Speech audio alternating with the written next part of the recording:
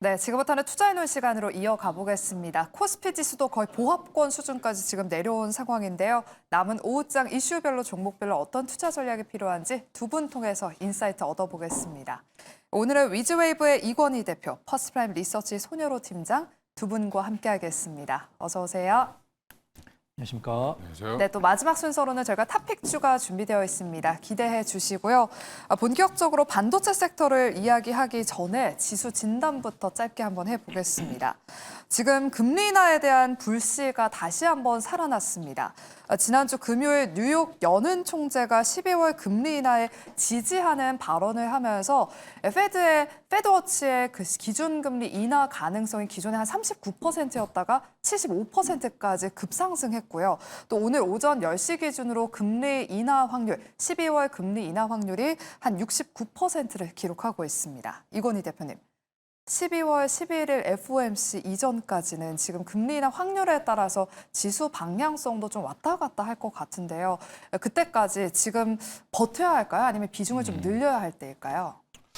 뭐 개인의 그 상황에 따라 다를 텐데 이제 막 주식을 시작하시는 분들은 좀 늘리셔야 될 것 같고 미리 좀 수익을 내신 분들은 또 이제 어느 정도 일정 부분 또 현금을 만들어야 되는 구간이 될 수도 있죠. 그래서 본인의 이제 그 시점이라든지 포트폴리오에 따라 내용은 좀 달라질 수 있는데 일단 12월에 금리를 인하할지 안 할지는 아무도 모른다 지금 현재는 뭐 반반인 상황이라고 보기도 좀 어렵죠.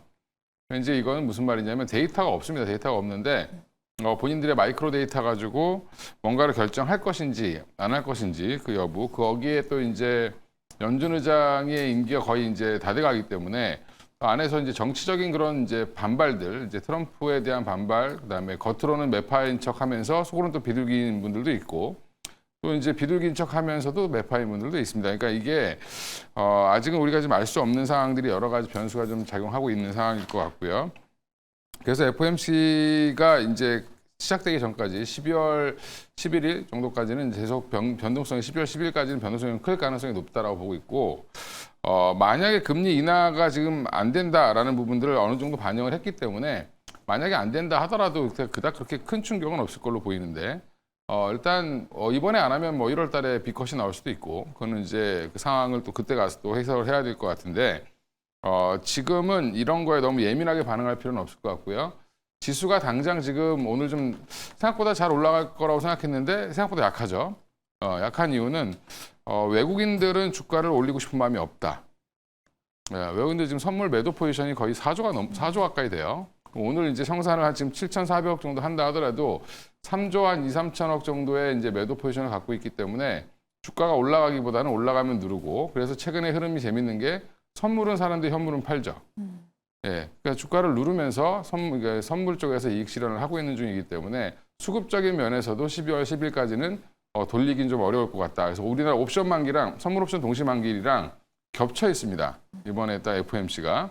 그럼 그때까지 12월 한 10일경까지는 그닥 그렇게 주가가 뭐 확 올라가기도 어렵고 올라가면 만약에 누를 것 같고 그러니까 이런 이제 좀 답보 장세가 좀 이어질 가능성이 있다. 그래서 박스권 장세에서 섹터별 이제 이슈가 있는 종목도 중심으로 좀 움직일 가능성이 있다고 보고 있습니다. 네, 지금의 외국인의 또 수급 역시 시장을 누르는 한 가지 요인으로 작용하고 있다라고 말씀해 주셨고요. FOMC 다음 12월 11일 FOMC 회의까지는 다소 답보 상태에 놓여 있을 것이다. 지수의 변동성에 대비하자라고 말씀해 주셨습니다. 금리 이슈 외에도 반도체 쪽에 오늘 호재성 이슈가 나와서 한번 짚고 넘어가 보겠습니다. 트럼프 행정부에서 엔비디아 H200 칩에 대해서 중국 수출 허용 여부를 검토 중이다라는 보도가 나오면서 지난 뉴욕 증시에서 반도체주들이 급반등에 성공을 했고요. 오늘 오전에도 삼성전자와 SK하이닉스가 강세를 보이고 있습니다. 이 H200 칩은 기존 그 이전 모델이었던 H20보다는 한 2배 정도 성능이 향상되어 있다고 하고요. 다만 최근에 그 블랙웰을 적용한 B200보다는 이전 모델이어서 재고를 좀 빠르게 소진할 수 있다는 점이 좀 호재로 작용할 것 같고요. 중국 매출이 지금 제로에 가깝다는 걸 감안했을 때는 만약에 성사가 된다면 정말 엔비디아 주가에는 큰 호재가 될 것 같습니다. 이건희 대표님, 이 소식이 그렇다면 국내 삼성전자와 SK하이닉스에 미칠 영향은 어떨지 좀 분석해 주세요. 일단 아까 연장선에서 말씀을 드리면 일단 물론 뭐 미국이 일방적으로 검토한다고 해서 중국이 받아줄지 여부는 또 지켜봐야 돼요. 아, 그래요? 그렇죠. 준다고 무조건 덥석 받겠습니까 지금? 예, 그러니까 튕기겠죠 초반에는. 여전히 이제 중국 정부의 입장이 더 중요할 것 같고요.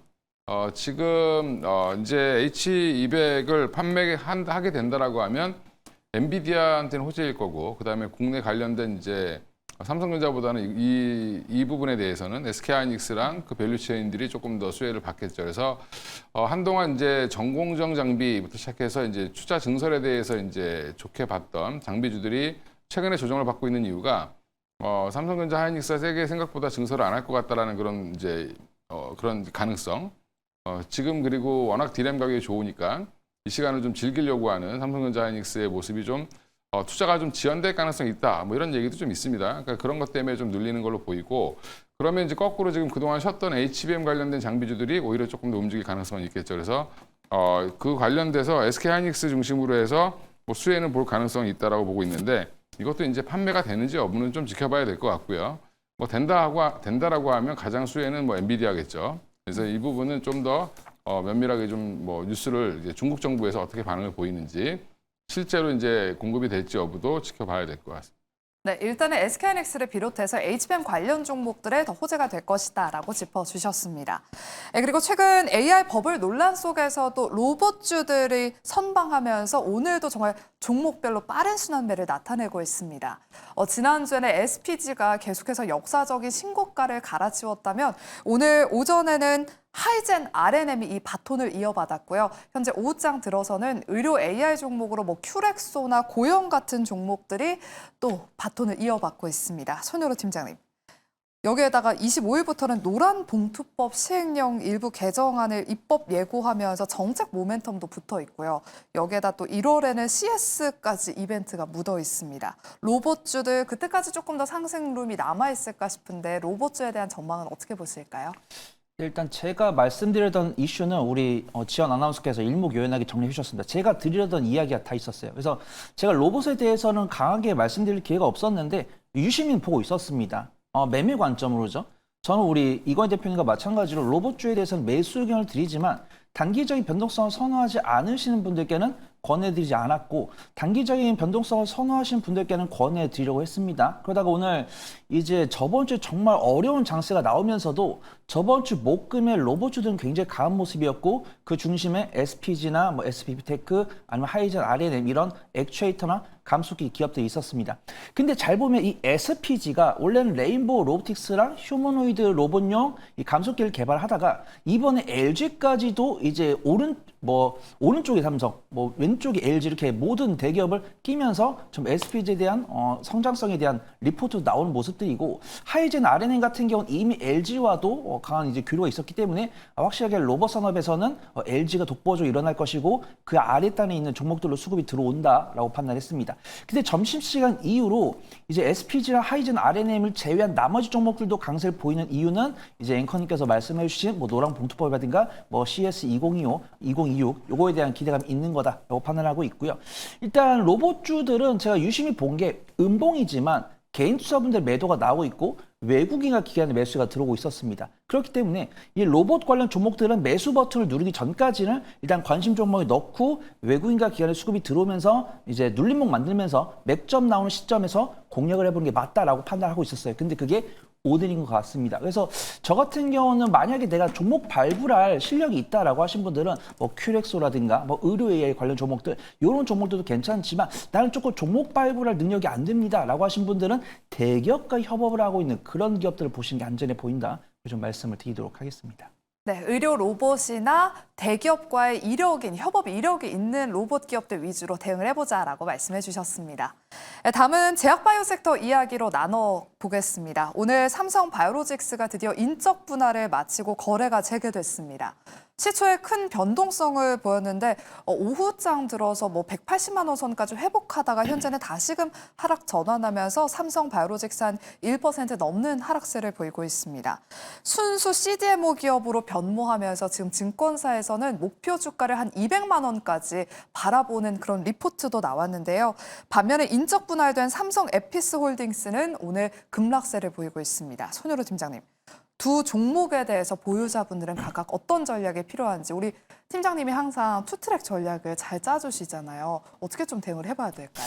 네, 우선은 저 같은 경우 그때 삼성 바이오스에 대해서 문의 주셨을 때 물론 우리 앵커님과가 아니고 이제 최희만 앵커님하고 이제 방송할 때였는데 그때 저는 삼성 바이오스를 굳이 거래 정지되지 말고 그 전에 매도한 다음에 거래 재개되면은 다시 접근해보자 이런 말씀 드렸었고 그러면 신규 보유 이제 신규로 매수를 하려고 하신 분들은 굳이 오늘 살 필요는 없어 보입니다. 일단은 바이오로직스 같은 경우는 긍정적으로 보여요. 외국인의 순매도가 나오고 있는데 기관 순매수 들어오고 있습니다. 그 다음에 오늘 좀 낙폭 기록을 하다가 밑골이 달리면서 반등한 모습인데 삼성 바이오로직스에 대해서 검색을 해보시면은 뭐 수주가 뭐 2년치 5.5조 이상의 잔고가 있고 그 다음에 실적도 꾸준하게 최고치를 기록을 하고 있고 이익률 같은 경우 10% 넘게 나오고 있다. 근데 이런 부분들이 있는데 기관 순매수 들어오니까 저는 삼성 바이오로직스가 괜찮다라고 판단하고 있고 이 부분은 조금 갈리는 것 같습니다. 제가 이 삼성 에피스홀딩스에 대한 실적을 보고 왔는데 매출은 1조 5천억이 나왔고 그다음에 이제 영업이익 같은 경우 4천억을 기록을 했다고 해요.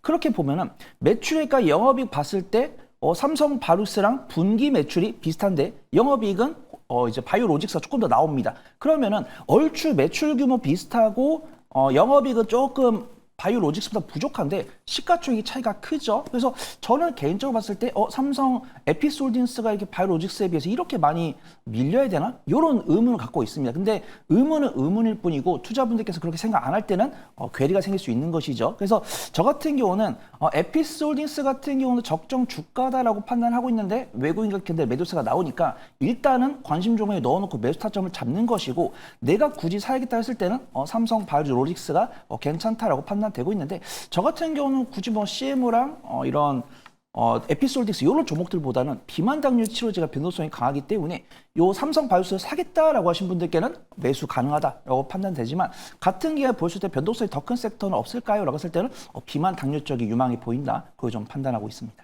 네, 비만 당뇨 쪽이 유망해 보인다라고 말씀을 해주셔서 이어서 비만 치료제 관련 종목들 오늘 종목별로 엇갈린 흐름을 보이고 있어서 전략 한번 세워보겠습니다. 최근 미국의 일라이릴리가 제약사 최초로 1조 달러 클럽에 입성을 하면서 정말 비만 치료제 시장의 성장성이 그야말로 고공행진하고 있구나라는 게 느껴지는데요.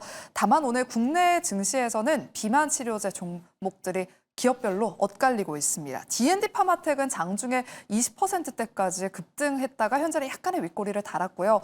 펩트론이 오늘 10% 넘게 지금 급락하고 있습니다. 외국인의 매도 물량이 좀 나오고 있는 것 같은데요. 이건희 대표님, 이렇게 주가 흐름이 엇갈리는 이유가 좀 궁금하고요. 엇갈리는 흐름 속에서 비만 치료제 관련주들은 좀 어떤 전략이 좀 필요할까요? 오늘은 삼성 바이오로직스랑 삼성 에피솔딩스가 시장을 망쳤다 이렇게 보시는 게 맞아요. 바이오 전반적으로 지금 매도 물량 나오면서 같이 이제 바스켓으로 파는 걸로 보이고 D&D 파마텍은 개별 호재가 지금 계속 나오기 때문에 좀 좋은 흐름을 이어가고 있습니다. 뭐 기존에 이제 메시 치료제뿐만 아니라 임상 데이터도 잘 나오고 있는데 화이자가 지금 메세라 인수하면서 지금 이제 이거 비만 치료제 쪽으로만 아니라 이제 치매 치료 쪽까지 가겠다라고 하고 있고. D&D 파마텍이 갖고 있는 자회사가 지금 또 엔비디아랑 존스 호킨슨 대학과 같이 이제 연동해서 지금 뇌에 관련돼서 뇌세포 관련된 분석 프로젝트를 시작한다 이렇게 나왔는데 그게 발테드 시퀀스라는 회사를 이제 D&D 파마텍이 72.53% 최대 주주인데 이 회사가 지금 미국에서 또 새로운 프로젝트를 진행한다라고 하는 뉴스가 나오면서 오늘 장중에 이제 한 20%까지 올라갔었는데 저는 D&D 파마텍은 더 갈 걸로 보고요. 펩트론 같은 경우는 이제 지금 결국에는 기술 평가 계약이 이제 임박해 있으니까 최근에 올랐는데 이제 반신반의하는 거죠. 될지 안 될지 모르겠다. 이제 이익 나신 분들이 일시적으로는 매도한 걸로 보이고 특별한 악재는 없는 걸로 보입니다. 그래서 지금 제약바이오가 전반적으로 좀 최근에 좀 좋은 흐름 보이다가 오늘 전반적으로 쉬는 이유는 삼성 바이오 에피스홀딩스가 이제 상장하자마자 빠지고 저는 삼성 바이오로직스랑 에피스는 더 빠져야 된다. 실적은 좋아진 거 없는데 시총만 두 개 합쳐서 높아졌죠. 그리고 에피솔딩스가 지금 이 정도 가격을 받을 수 있는지 여부도 조금 더 지켜봐야 될 것 같고 그래서 당분간 분위기가 조금 바이오는 좀 쉬어갈 수도 있는데 이제 또 이게 어떤 기술 수출 계약이 또 나오느냐에 따라서 다르니까 개별 기업 단으로 좀 공부를 하셔서 보실 필요는 있을 것 같고요. 아까 이제 뭐 로봇 관련돼서 잠깐 잘못 얘기하셔갖고 좀 정정해야 될 것 같은데 저는 로봇에 긍정적으로 얘기한 적이 없고요. 예, 그리고 저는 이제 의료용 로봇만 긍정적으로 보고 있습니다. 예. 네, 알겠습니다. 제약바이오 섹터는 당분간은 다소 쉬어갈 수 있다라고 말씀해 주셨습니다. 네, 다음으로는 오늘 테마주들이 일부 움직여서 일단 먼저 재건주 이야기부터 나눠보겠습니다. 러우 전쟁이 종식될 수도 있다라는 기대감이 지금 시장에 반영이 되면서 장 초반에 데모가 또 오전장에는 상한가에 거래가 됐었는데요. 현재 상한가가 풀렸기 때문에 재건주들 트레이딩 유효할지 한번 전략 세워보겠습니다. 손으로 팀장님. 루비오 국무장관이 오늘 추가 내용 업데이트가 있을 것이다라면서 기대감을 키우고 있습니다. 재건주들 당분간 좀 트레이딩 유효할까요? 내일까지는 추이가 유지가 될 거다라고 보고 있습니다. 제가 오전 방송을 봤는데 우크라이나 재건 같은 경우도 남부 경협처럼 이제 거의 테마로 치부가 되고 있는 것 같아요. 저 같은 경우도 이 러시아 우크라이나 전쟁이 3년 이상 지속이 될 거다로 예상을 안 했기 때문에 실질적으로 종식이 됐을 때는 재건이 들어갈 거다라고 판단했습니다. 근데 러시아 우크라이나 전쟁이 길어지고 트럼프 대통령 같은 경우도 저도 약간 좀 의아해요. 이제 엔비디아에서 만들고 있는 H200을 중국 수출을 허용하는 것도 아직 뭐 결정이 안 났지만 그건 검토하고 있다는 내용도 그렇고 그다음에 국무장관이 어떤 종식에 대해서 이야기를 나누겠다고 했는데 트럼프 대통령이 또 우크라이나 같은 경우는 미국이 준 도움에 대해서 고마움을 모른다라고 이야기했기 때문에 우크라이나 재건 관련 종목들이 오늘 윗골이 달린 음봉 나오면서 빠르게 테마가 식지 않을까 그렇게 생각을 했습니다. 그래서 종식에 대한 기대감과 트럼프 대통령의 갑작스러운 발언을 유심히 봤는데 외국인과 기관은 그래도 매수를 하고 있는 것 같습니다. 유명한 뭐 데모나 H현대 건설기계, H현대 에버다임 이런 종목들은 외국인의 매도가 나오고 있는데 그 외 다른 종목들 뭐 SOS텔텍이나 뭐 다스코, 뭐 SG, 서암기계공업 도어 엔지니어링 이런 종목들은 외국인의 순매수가 들어오는 것 같습니다. 그래서 나는 단기적인 변동성을 선호합니다라고 하신 분들 제가 전자에 소개해드린 종목, 그다음에 우크라이나 재건에 대해서는 추이가 하루 정도 더 갈 거다라고 판단되시는 분들은 제가 뒤에 말씀드려가지고 일간 변동성이 아직 5% 이상 나오지 않았으면서 외국인의 순매수가 들어오고 있는 그런 종목들을 접근하되 내일 오전에 매도하는 관점이 좋아 보인다. 그걸 좀 말씀을 드리도록 하겠습니다. 네, 러우 종전 기대감의 재건주들은 오르는 반면에 또 방산주들은 조정을 받고 있습니다.